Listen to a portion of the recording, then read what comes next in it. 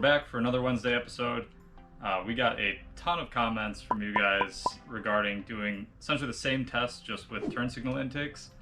And it just so happens that Dylan has left his car in my garage for a little over a week. So I'm going to steal his turn signal intakes today and do that test for you guys. I'm going to do 3 different tests. So the first one is going to be a baseline. I've taped up my headlight intake and put the plastic shroud behind it again, so it's essentially a factory headlight cover, because I want this to be representative for people that don't have the headlight cover that I have.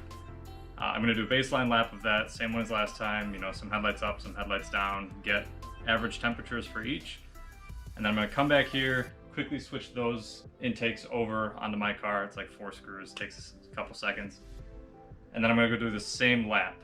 Intake will be covered again. Again, I want it to be representative. And then after that, just for my own knowledge, I'm going to take the headlight tape off and run both sets together. I do want to note that it is currently 98 degrees out and the humidity has to be like 80% or something. I'll put a blip up here of what it actually is. I'm just standing here in my garage in what is technically the shade, and I'm sweating. So this is extremely hot for upstate New York. It's going to reflect in my IATs, which is why I'm doing a new baseline. I'm not using last time's numbers. Bear with me, it's going to be hot, but it's going to show us results, so let's see what happens. So it's about 20 degrees hotter today than it was last time I did this test, which is why my intake temps are so much higher today. But with that, my intake temps are stable at 118 degrees, and I'm going to go ahead and put the headlights down now and see how high we can get them to go. So my headlights are down, it's extremely hot outside, and the car, you can see it in the car because it's 134 degree intake temps right now. I'm really hoping at this point that the turn signal intakes make a noticeable difference, because it'd be nice to have another way to cool down my car. Just got back from first trip, and the average temps were headlights up, 118 degrees Fahrenheit. I mean, that's hot. It was 100 degrees last time we did this. I mean, it is about 20 degrees warmer outside, so it makes sense. But headlights down, it got to like 134 degrees. I was able to spike it to 141 degrees in stop and go traffic, which is unreal. Like, the car just has no power when it has that high of an intake temperature. It does something to the timing. I think it retards the timing. You can feel it. It just makes a lot of noise and doesn't really move anywhere. It feels like a stock 1.6 Miata.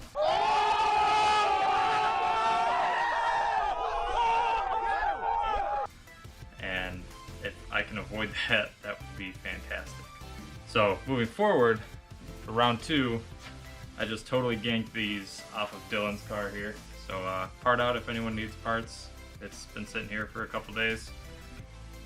Gonna throw these on my car now for the second pass. I'm curious to see how they do. Some people say they work, some people say they don't. It's like everything else. There's camps for both.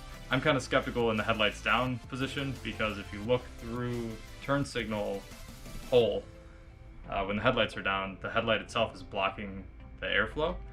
But I would think headlights up, it's a nice clean shot of air. Again, I don't really drive headlights up that often, so if it doesn't help headlights down, it's not worth it for me. But data is data, and you guys wanted to see, so I'll do it for you. So we'll get to that right now. I'll just do a quick time lapse of me installing it. If you don't know how, there's a screw here, turn signal bulb in the back. That's all it takes. Just undo the 2 screws, pop it out, undo the turn signal bulb, and put the new one back in, put the 2 screws back in, and you're done. It's about as easy as it gets.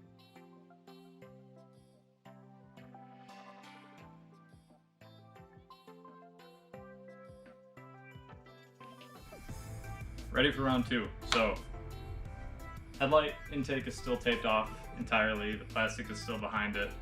All we've done now is add a turn signal intake. So if you just have regular headlight covers, this is going to be representative of the benefits that you will see just by installing turn signal intakes. So I'm going to go for a lap. Hopefully it's a lot cooler than the last one was, but I will post some real data and we'll see. So here we are, headlights up again, turn signal intakes installed. And surprisingly, it's actually no better. It's still 118 degrees. I haven't been able to get it dropped down at all. So this is 65 miles an hour, still steady. So we're gonna put the headlights down now and see if it makes any sort of difference. After cruising for a minute, headlights down, the intake air temps ended up sitting at 130 degrees. So it's a 4-degree difference over the last setup, and it's actually a degree hotter outside right now than it was on the last run. So there is a benefit. It's slight, just like the NACA duct. It's not anything astounding, but a little bit here, a little bit there. Just got back from the second lap, which was taped headlight and turn signal intakes open. So this would simulate like if you were to put a set on Dylan's car, because Dylan doesn't have one of these fancy little NACA duct things. What surprised me is headlights up, it got no colder than the regular turn signals. It stuck at 118 degrees. I was expecting it to go down to like 112. So that surprised me. And then on top of that, headlights down, so like it is right now, with the taped intake, it didn't get higher than 130 degrees. So it actually works. It's about a 4-degree temperature difference with the headlights down, which is how I typically drive. So my hope is that for this third lap now, which is going to be headlight untaped, plastic removed, and turn signals in, that I will see the compound of the, we'll call it 6 degrees from the intake and 4 degrees from the turn signals, which would give me a net 10-degree temperature drop. If that's the case, then I am going to fork out whatever cash for a set of these. Our buddy Mario down at Pineview has a set that he said he'd send my way, so I will maybe be sending some cash his way. We will see. I will learn to love them, I guess. So headlights up with the turn signal intakes and the NACA duct exposed. The car didn't get colder than 120 degrees for intake temps. The combination seems more effective than just headlights up with the NACA duct, but what's really going to be the driver for me is how do they work combined with the headlights down, since that's my typical driving style. So we're going to go headlights down now. I did lose the footage of the headlights down driving. I guess my GoPro died, but my computer still recorded the data, so I still have that. I'm just going to overlay it on some other headlights down driving. So headlights down, the car got to 129 degrees. So if you remember from the last run, we got to 130. So this is really only a degree difference. It's not worth it to me. I don't like the turn signal intakes enough to warrant buying a set and running them on my car. So still 5 degrees colder than totally stock setup, which is awesome.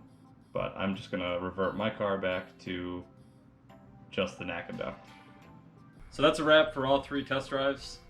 I'm just gonna run through kind of the highs and lows of each setup. So headlights down, run 1, which was essentially stock. That's gonna be 118 degrees with headlights up, and then 134 degrees with headlights down. Run 2, which was turn signal intakes only, was 118 degrees, headlights up, so same, and 130 degrees headlights down, so 4-degree savings headlights down only, which is a benefit, you know, 4 degrees, 4 degrees, so they do technically work. So for those of you wondering if it works in combination with the NACA duct, headlights up, I got 120 degrees, and then headlights down, I got 129 degrees, which is only a degree less than the turn signal intakes. So that's noise to me. There's no benefit there. It's not worth, definitely not worth the money for the NACA duct to combo the 2 of those. I didn't do a run that was just the NACA duct today for a real baseline in that aspect. This is more to compare if, you know, do just TSI's work. Based on the info we saw the other day, the NACA duct buys me 6 degrees headlights down. So since I only got 4 to 5 degrees today, I almost think it's hindering me having both. So that's kind of good news for me. I'm not a big fan of the turn signal intakes, so I'm going to actually swap them out back for my stock ones, and I'm going to give Dylan back his setup. And then I'm going to get out of the garage because it is probably about 100 degrees in here right now. I'm dying. The car was dying earlier. It was a brutal day, but I'm glad I did this, kind of debunk some myths, I hope. I hope some people learned something from this, so leave a comment, hit the like button, subscribe, let us know what you think.